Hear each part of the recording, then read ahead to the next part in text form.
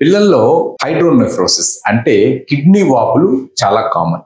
ఈ కిడ్నీ వాపులు గల కారణాల్లో ముఖ్యమైన కారణం పియూజే అబ్స్ట్రక్షన్ లేదా యూపీజే అబ్స్ట్రక్షన్ అంటే పెల్వి యురెట్రిక్ జంక్షన్ అబ్స్ట్రక్షన్. కిడ్నీకి యురేటర్కి మధ్యలో ఉన్న జంక్షన్ లో గనక అబ్స్ట్రక్షన్ ఉంటే దాన్ని పెల్వియురెట్రిక్ జంక్షన్ అబ్స్ట్రక్షన్ అని. దీనికి కామన్ కారణం ఏంటంటే ఆ పియూ జంక్షన్ దగ్గర ఉన్న కండరాల లోపం వల్ల జరిగేదాన్ని మనం పియూజే అబ్స్ట్రక్షన్ అంటాం. ఇది గర్భిణీలో ఉన్నప్పుడే స్కానింగ్ లో దీన్ని డాక్టర్స్ ఐడెంటిఫై చేయడం జరుగుతుంది. డెలివరీ అయిన తర్వాత అవసరమైతేనే పిల్లల డాక్టర్ చూసి అవసరమైతేనే సర్జరీ చేయడం జరుగుతుంది. వీటికి 80% మందుల ద్వారానే లేదా నార్మల్ గానే సమస్య పోతుంది.